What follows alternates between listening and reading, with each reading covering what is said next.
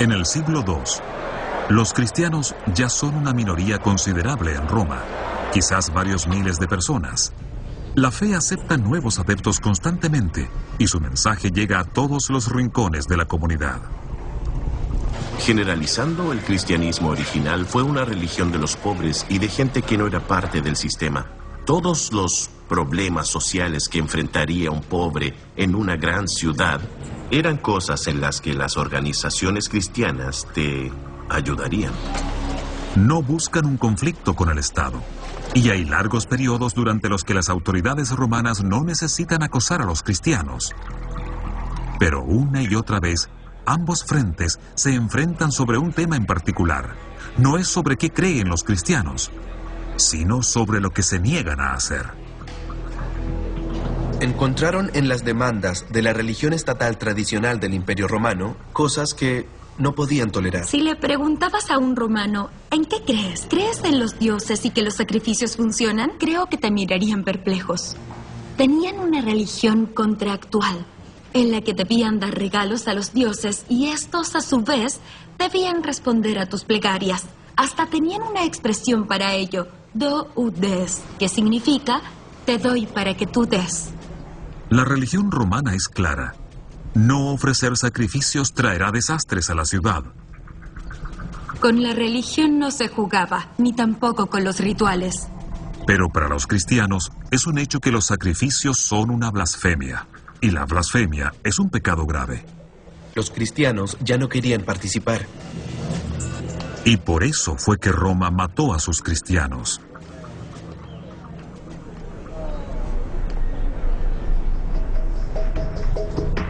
Incluso la mártir Cecilia, que se dice que en el siglo III convirtió a 400 personas en un solo día, no murió por eso, sino por negarse a sacrificar.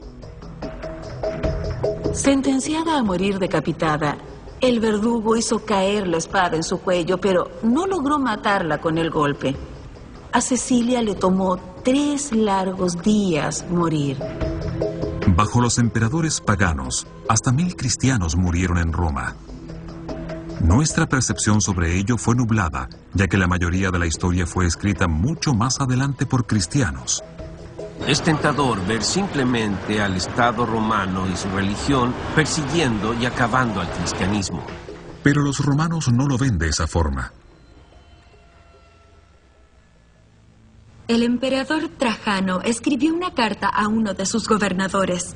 Claro que los cristianos deben ser castigados por no sacrificar a los dioses del Estado, pero aún así ellos no deberían ser perseguidos. Simplemente están infringiendo la ley.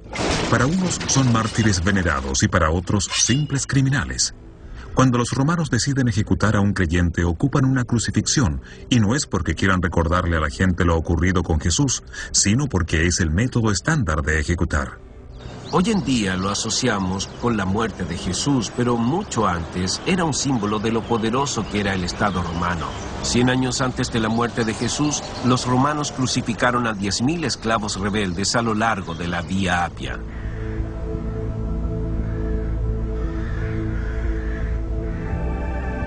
Murieron igual que otros criminales, o quienes desobedecían órdenes imperiales, en el mundo romano.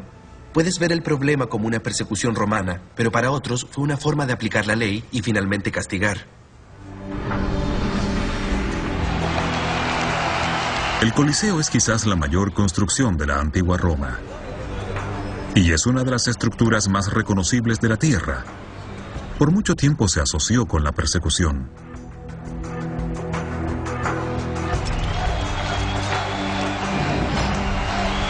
Nos enseñaron que aquí es donde los cristianos eran arrojados a los leones.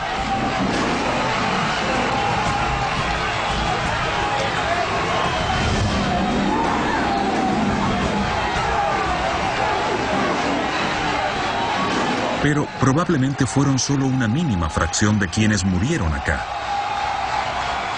Los cristianos sufrieron, y aunque deben haber martirizado a algunos ahí, ni siquiera hay evidencia específica de que haya sucedido. Lo que encuentro muy interesante es que cualquier romano, entre políticos, criminales, hombres y mujeres comunes, eran sentenciados a la arena. Así que la muerte de cristianos en esa arena no era algo extraño. Nuestro entendimiento de este periodo de la historia romana es visto por el lente de los cristianos que crearon y ganaron una guerra de propaganda. Finalmente, la forma en que Roma intenta resguardar sus costumbres es tan inefectiva como brutal. No logran detener la conversión. ¿Qué hubiera pasado si los romanos hubieran intentado exterminar a los cristianos desde el principio? Toda la historia romana y mundial sería distinta, pero no lo hicieron.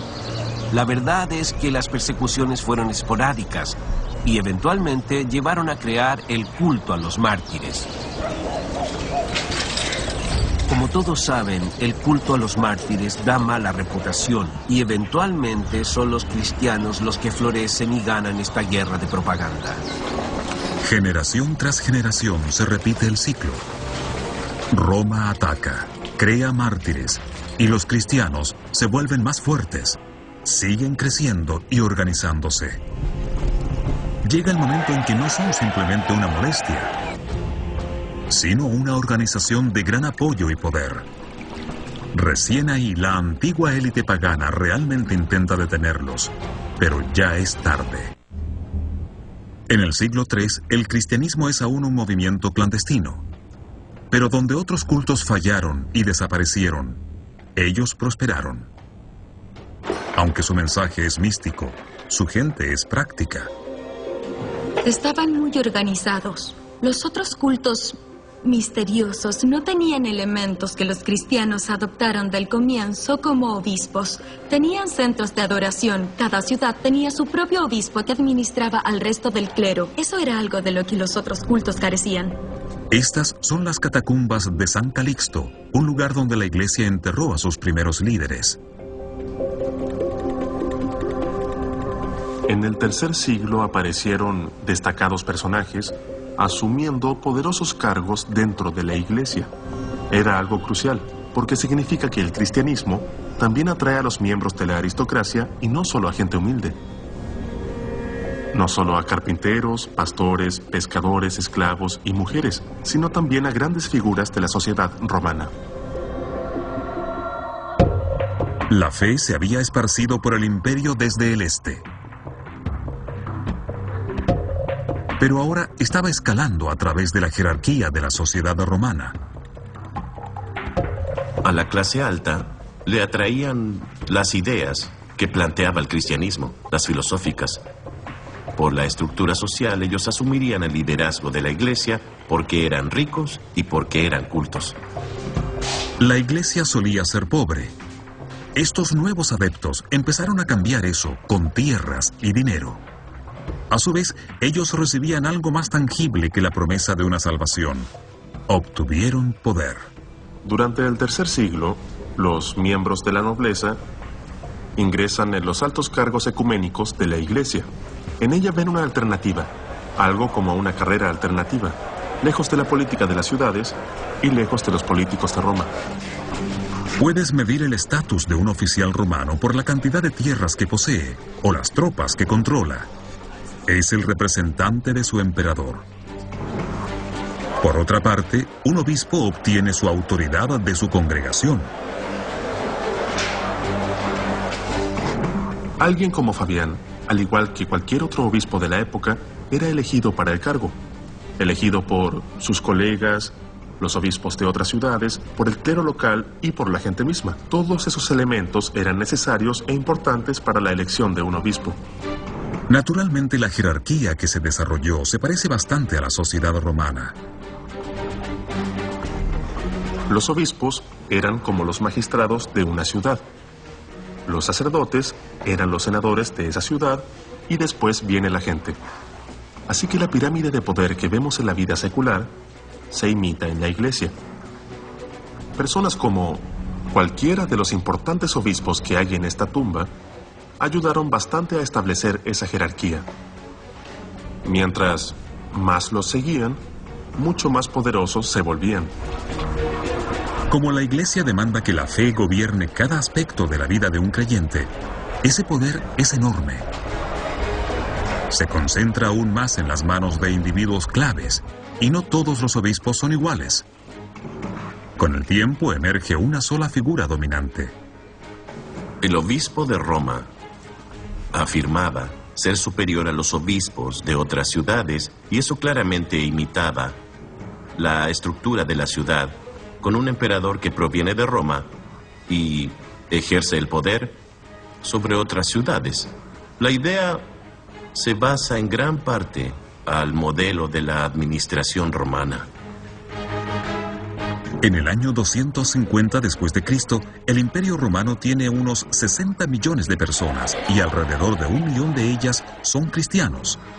50 años más tarde, el imperio no ha crecido, pero sus cristianos aumentarán a 6 millones, 1/10 de la población. El sistema al que juran lealtad se parece al Estado romano. También tiene el poder para amenazarlo. En el año 303, llega el último gran intento de Roma para contraatacar.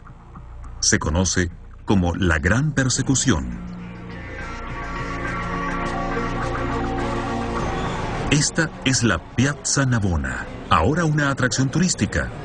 Pero antes hubo aquí un gran estadio. Fue construido en el siglo I por el emperador Domiciano para entretener al pueblo. Pasaban carros por acá en carreras de carruajes. Había luchas de gladiadores y cosas así. 200 años después, sería usado para un propósito mucho más vil. Fue un lugar de muerte. Este es uno de los epicentros de la martirización y persecución cristiana. Desde el año 303, el emperador Diocleciano busca decapitar el movimiento cristiano. Se esparce la noticia por todo el Imperio Oriental. Las escrituras y centros de oración deben ser todos destruidos. Se prohíbe cualquier reunión de cristianos. Pierden todo derecho a defenderse ante una corte. Muchos son encarcelados. Lo que el emperador quiere es regresar a Roma a su época más gloriosa, cuando los antiguos dioses eran incuestionables. Quiere que sobreviva la religión tradicional. Quiere que la religión tradicional florezca. Eso implica imponer una difícil decisión a los influyentes cristianos de la sociedad romana. Les exige, como prueba, que realicen un sacrificio porque, de no hacerlo, siente que no solo son desleales a él, sino a todo concepto de Roma, convirtiéndose en traidores. Normalmente, el castigo por ese tipo de traición era morir quemado.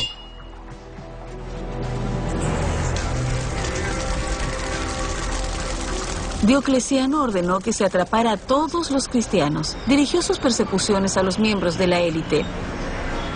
Pero cualquiera que se interpusiera corría el riesgo de ser arrestado y traído a este mismo lugar. Piazza Navona, estadio de Domiciano. Algunos cristianos se rindieron y fueron sacrificados. Muchos otros son soltados por oficiales simpatizantes.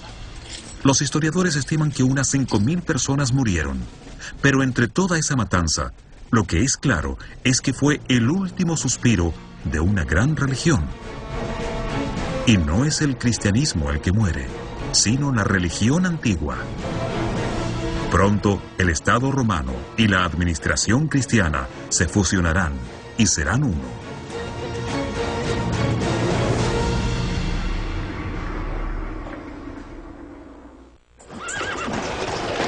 Tradicionalmente, el único éxito que importaba en Roma era el militar. En un imperio construido con conquistas, un líder se hacía conocido ganando guerras. Los cristianos llegaron con un mensaje que contradice completamente la forma de ser romana. Pero de todas formas, su dominio del imperio se concretó con una victoria en el campo de batalla. En la sombra del Coliseo, donde muchos cristianos murieron, está este arco. Como otros en todo el imperio, es un monumento construido por un victorioso general. Ese general fue Constantino. Lo inusual de esta inscripción es esta tercera línea que atribuye el triunfo de Constantino no solo a sus propias y grandes habilidades, sino a quad instinctus divinitatis, es decir, a la inspiración de una divinidad. A pesar de lo ambiguo, todos los cristianos, sabían claramente a qué divinidad se refería Constantino, al único y verdadero Dios. Constantino es el vencedor en una cruel guerra civil que determina quién rige al imperio. La noche antes de la batalla final, le dijo a su ejército que tuvo una visión desde el cielo. Le mostraba que debía luchar en nombre y bajo el amparo del Dios de los cristianos. Lo que Constantino y sus tropas vieron ha sido un tema controversial y debatible. La Iglesia obviamente lo ve como un milagro. Los escépticos lo consideran una alucinación, o quizás una simple mentira. Pero recientemente surgió una ingeniosa teoría que propone que lo que Constantino vio fue un espejismo solar en el que un halo apareció alrededor del Sol. Además, también aparecieron los parahélios a ambos lados del Sol y en su vértice, formando una visión que podría ser descrita como el crismón. El crismón es un símbolo formado por las dos primeras letras de la palabra Cristo en griego. Es uno de los símbolos cristianos más antiguos y Constantino lo ocupa para enviar un mensaje. Si él salía a luchar en nombre de Cristo, ganaría. Lo hizo, ganó y se convirtió en emperador. El único gobernante del imperio con el que llegaría la hora del cristianismo oficialmente. Ahora que esta nueva fe ya alcanzó los más altos niveles, ocurren cambios por todo el imperio. Indiferente del poder y la influencia que tenían los cristianos cuando Constantino logró el poder, la conversión de Constantino tuvo un efecto inmenso. Ahora los cristianos son ubicados en posiciones de gran poder. También proveyó reducciones fiscales para miembros del clero, entregó una enorme cantidad de tierras a la iglesia y en esa época la tierra era riqueza. Antes, los rituales y cultos de los antiguos dioses eran pagados por el Estado. Lo que hizo Constantino fue retirar el patrocinio del gobierno central para los rituales politeístas y sacrificios y se los dio a la iglesia. Los perseguidores se volvieron los perseguidos. Después, multitudes de cristianos fueron a saquear los templos y, aunque era algo ilegal, el gobierno central hizo caso omiso. Así, Constantino le dio a la iglesia un poder físico y financiero. Y le otorgó algo más: la genialidad romana para el orden y la organización. La iglesia se volvió eficiente, se volvió centralizada. Lograron solucionar los difíciles problemas que surgían y la fuerza del Estado se aseguraba que las decisiones tomadas se impusieran universalmente. Antes de Constantino, la iglesia era una suma de comunidades unidas débilmente y no habían acordado una versión definitiva de la historia de Jesús. Circulaban muchos libros en formatos distintos porque el cristianismo era una fe muy diversa desde el Mediterráneo oriental y hacia el oeste. Algunos de estos libros fueron desechados. Los que los obispos de Constantino consideraron apropiados se convirtieron en el Nuevo Testamento. Constantino ordenó que 50 copias del Nuevo Testamento llegaran a las fundaciones cristianas. El Imperio Romano se hizo cristiano, pero en su disciplina, en su única autoridad central y en su habilidad para traspasar fronteras, el cristianismo a su vez se hizo más romano. El cristianismo que conocemos como una religión de tamaño imperial es inconcebible sin la estructura del gobierno romano y sin la economía, el mercado, el comercio y las comunicaciones que proveía el gobierno del Imperio Romano. Esta es la capilla de San Silvestre. Es el obispo de Roma, el papa durante el gobierno de Constantino. La representación artística en la pared muestra el momento en que Constantino le otorga autoridad legal a Silvestre. Puede ser el representante de Dios en la tierra, pero es el emperador quien le otorga el poder. Tal como pueden ver en estas ilustraciones, Constantino le da poder a la iglesia, dándole la corona al obispo de Roma, introduciéndolo a la administración imperial, dándole poder, el cual es un poder secular, no solo espiritual. Constantino no convierte al cristianismo en la religión del Estado. Hay que tener claro ese punto desde un comienzo. Pero lo que sí hace Constantino es iniciar un desarrollo que seguirá por la totalidad del siglo IV. La pintura muestra otro momento clave. Constantino hizo algo que era impensable hacer un par de décadas antes por un emperador romano. Fue bautizado. Y todos quisieron imitarle. Cuando Constantino construye el primer bautisterio del mundo, finaliza este cambio rotundo en la fortuna de los cristianos. Antes fueron excluidos de los altos cargos y de los espacios sagrados. Ahora, ser cristiano era una ventaja. Mientras no fueras bautizado, básicamente no podías ingresar al espacio central de la iglesia. Y normalmente tenías que introducirte a una fuente, tal como lo hago yo ahora, que en esa época estaría llena de agua. La gente se sumergía en las aguas del bautismo, como símbolo del paso de la muerte a la vida. Para conmemorar el paso de Cristo, quien fue sacrificado en la cruz, a la vida eterna. Cada nuevo cristiano estaría reemergiendo, saliendo de esta fuente y reemergiendo a una nueva fe en Roma. Y naturalmente la misma Roma estaba emergiendo a una nueva vida cristiana. El cristianismo había sido un oscuro culto oriental, una religión de inmigrantes y de las clases más bajas. Después, los gobernantes de Roma se vieron amenazados por su supervivencia.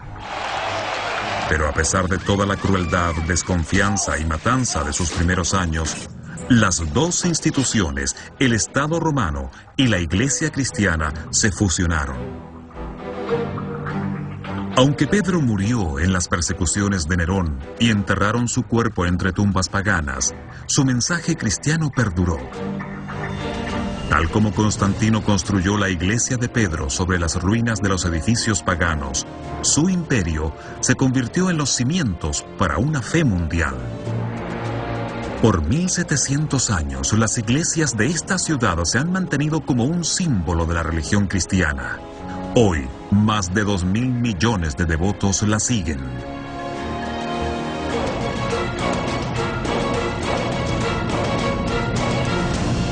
Y aún le debe mucho a la Roma pagana.